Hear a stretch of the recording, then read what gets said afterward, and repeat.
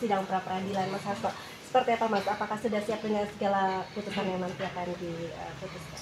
Ya, ketika kami masuk ke PD Perjuangan, nilai-nilai keadilan, kemanusiaan, kepercayaan pada Tuhan Yang Maha Kuasa itu selalu diperjuangkan. Sehingga kami meyakini, apalagi ini kami pernah berkirim surat ini. Kami pernah berkirim surat ketika kami mendengar dan membaca dari pidato pengakuan Profesor Dr. Haji Sunarto yang saat itu masih menjadi Wakil Ketua Mahkamah Agung dan sekarang beliau dipercaya menjadi Ketua Mahkamah Agung. Di dalam pidato pengukuhan, lalu Ibu Mega memanggil saya saat itu, ini ada secercah harapan. Bagaimana keadilan yang hakiki, karena setiap hakim itu kan mengambil keputusan keadilan berdasarkan ketuhanan Yang Maha Kuasa.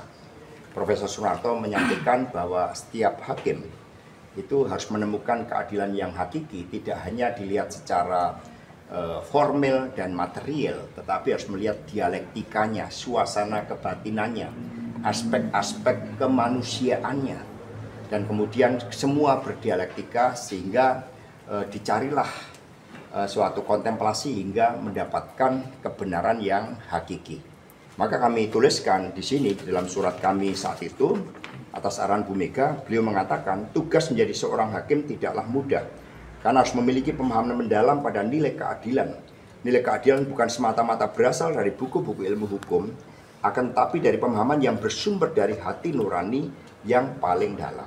Apalagi kemarin setelah melihat bagaimana secara formal dan material memang banyak hal-hal yang menegaskan bahwa keadilan itu akan ditegakkan. Sehingga apapun keputusannya kami akan hormati.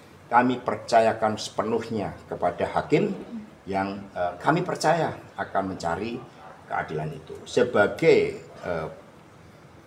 warga PD Perjuangan, tentu kami siap menerima segala konsekuensi. Tetapi sikap politik saya adalah berjuang bagi tegaknya demokrasi, menjalankan konstitusi, dan juga memerangi berbagai hal yang tidak benar terkait dengan penyalahgunaan hukum.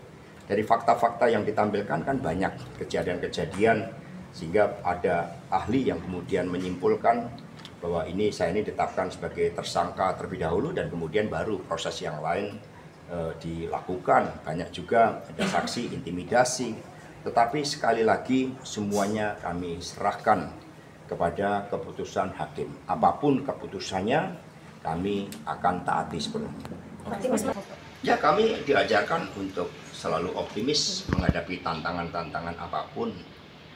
Apapun persoalan yang kita hadapi, itu kalau kita tempatkan pada prinsip-prinsip tadi, kepercayaan kepada Tuhan, kemanusiaan, kebangsaan, keadilan, dan mata hati kita yang berbicara, maka kita akan mampu menghadapi berbagai tantangan. Terkait dengan aspek formal dan material, nanti biarkan tim hukum kami yang akan menanggapi, karena itu bukan ranah saya.